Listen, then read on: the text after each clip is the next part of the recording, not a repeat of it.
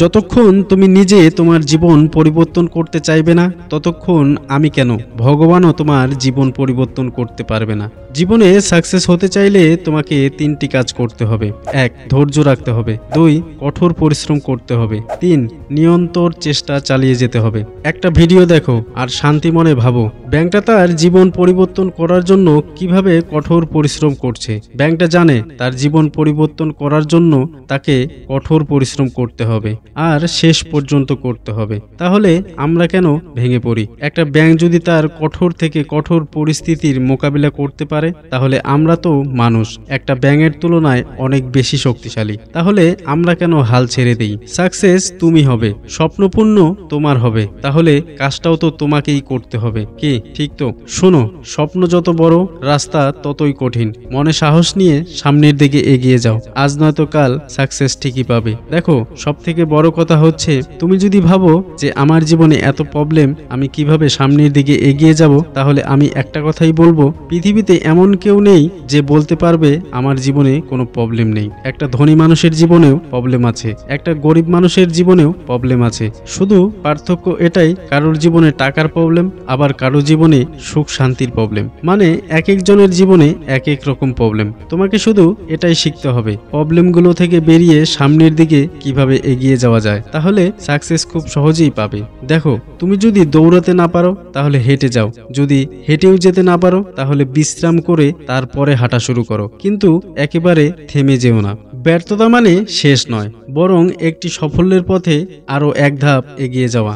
অনেকেই মনে করে ব্যর্থতা মানেই সব শেষ, কিন্তু বাস্তবে ব্যর্থতা হলো শেখার সুযোগ। যত বড় সফল ব্যক্তিদেরই দেখো না কেন, তারা জীবনে বহুবার ব্যর্থ হয়েছেন, কিন্তু তারা হাল ছাড়েননি। প্রতিটি ব্যর্থতা থেকে শিখেছেন এবং আরো শক্তিশালী হয়ে ফিরে এসেছেন। টমাস এডিসন বলেছিলেন, আমি ব্যর্থ হইনি, আমি শুধু 10,000টি উপায় খুঁজে পেয়েছিলাম যা কাজ করে না।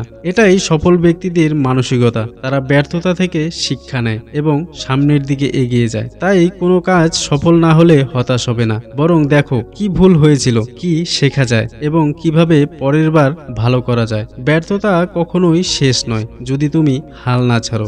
দশরথ মাঝি, যিনি এখন the mountain man of India নামে পরিচিত, 1960 থেকে 1982 সাল পর্যন্ত 22 বছর অক্লান্ত পরিশ্রম করার পর একটা সম্পূর্ণ পথ তৈরি করতে পেরেছেন।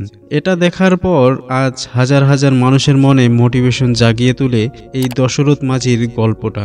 জেদ যদি করতেই হয় তাহলে দশরথ মাঝির মতো করো, সাহস যদি করতেই হয় তাহলে দশরথ মাঝির মতো করো, ইচ্ছে যদি করতেই হয় তাহলে দশরথ মাঝির মতো করো, যিনি একা 360 ফুট লম্বা, 30 ফুট চওড়া এবং 25 ফুট উঁচু পথ সম্পূর্ণ করে দেখিয়ে দিয়েছেন।